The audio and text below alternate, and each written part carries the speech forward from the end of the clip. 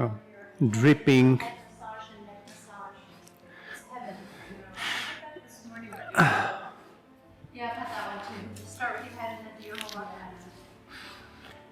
Yeah, that oil. The oil is actually important in Ayurvedic treatment. It has many purposes, but one of it is that not all the toxins are soluble in the water. So you can't get rid of them just a normal way, by sweating or by drinking water. You can't get rid of them. You need to use oil because some of the toxins are soluble and are removable only with the help of the oil. Oh, I never knew that. Yeah. That's cool to know. So, I wanted to ask you one quick question too. Sure. I won't get into it, but I just wanted to know, do you know anything about crystals?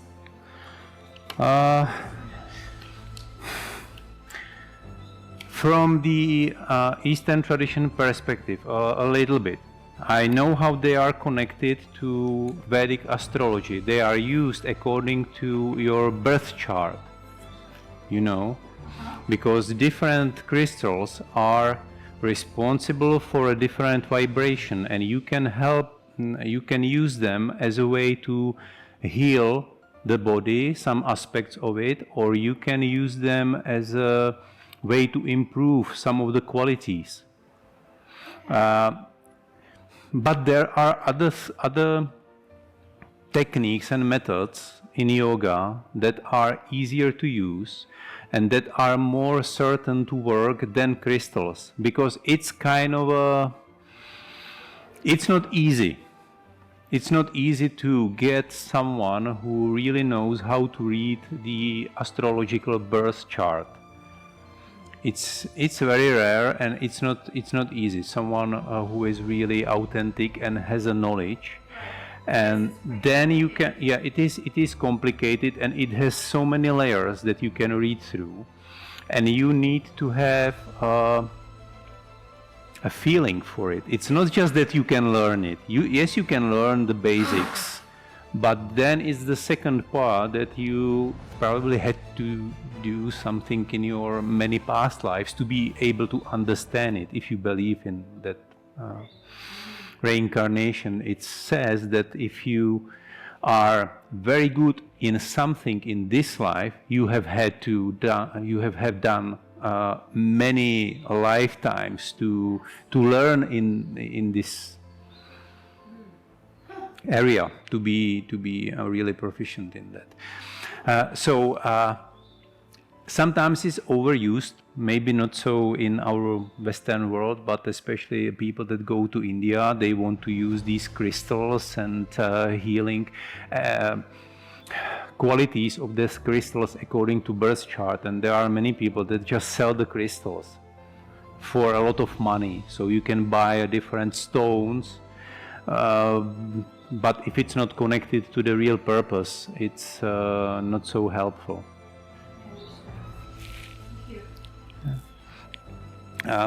Christina actually studies Vedic astrology for now, I don't know, 2 years already.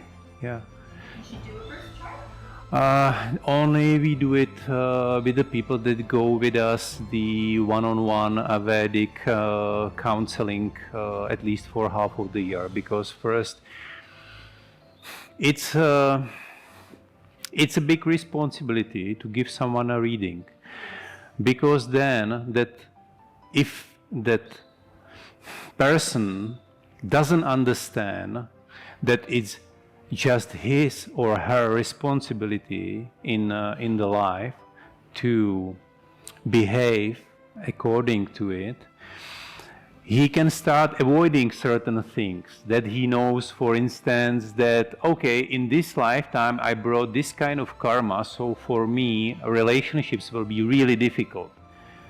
And if you explain this, that person would probably try to avoid this aspect in the life instead of involve more in that and try to overcome it. So first you need to explain these things really carefully. Yeah, I agree. Hi. Please. We have enough time. We will do Yoga Nidra because there was a wish for Yoga Nidra. So we will just do a little bit of movement. But first, I wanted to ask you: do you know? Have you ever heard about Carl Gustav Jung? I'm sorry? Have you ever heard about a person called Carl Gustav Jung, psychologist? Sounds familiar, the name. Carl Gustav Jung. He's from Switzerland. Okay, you call it Young, but it's German name, so it's Jung. C-A-R-L. Yeah. Okay. But you read it Young, but it's a German name, so it's not Young. Psychiatrist, psychoanalytic. He's really.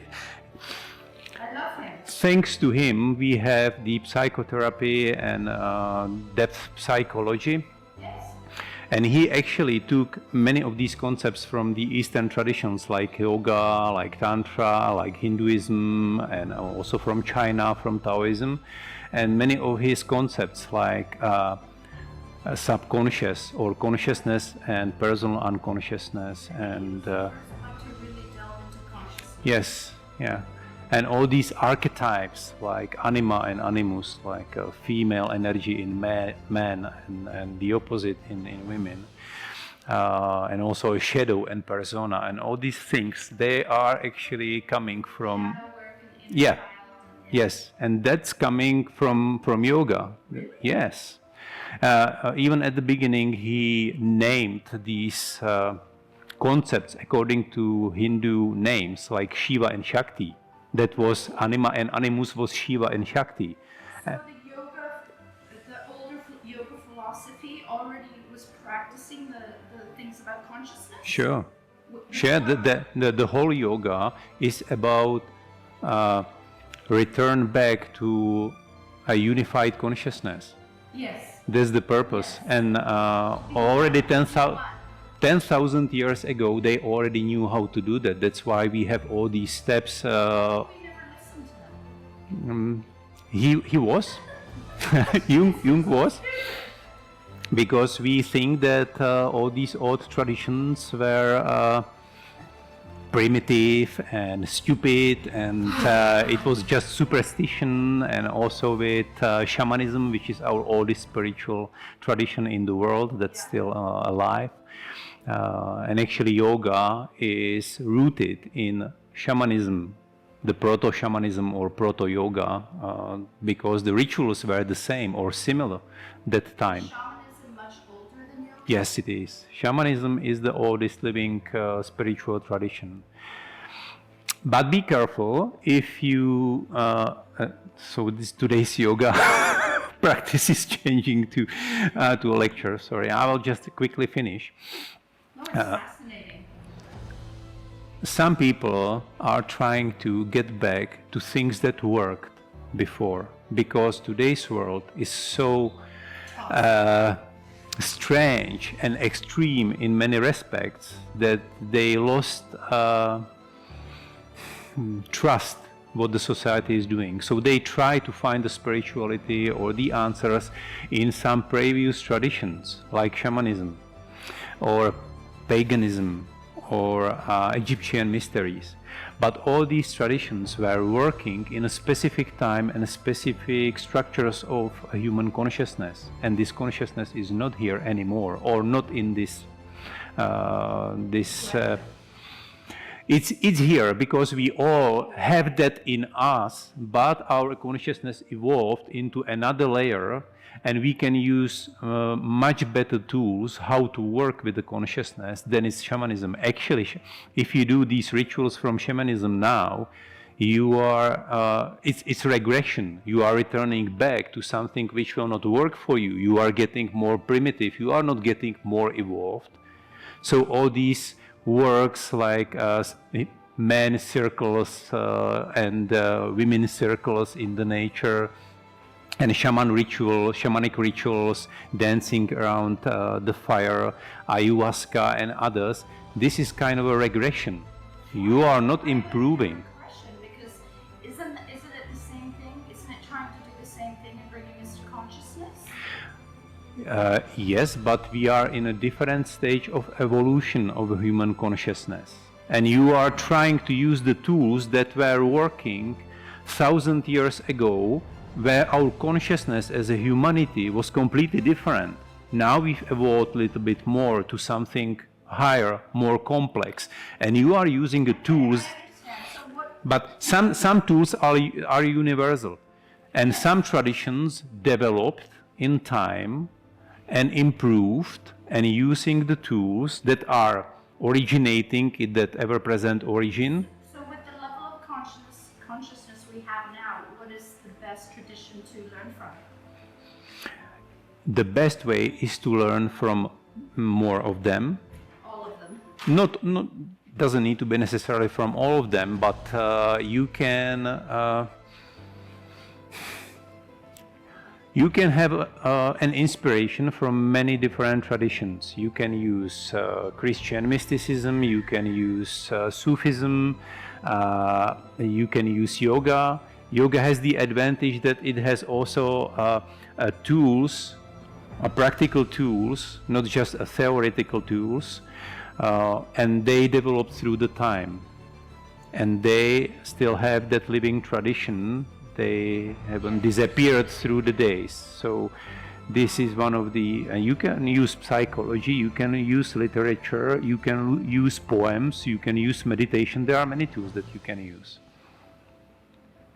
But some of the rituals are really not so much helpful these days, because we have already overcome that stage of the human consciousness. Let's practice a little bit. Sorry, this is so interesting.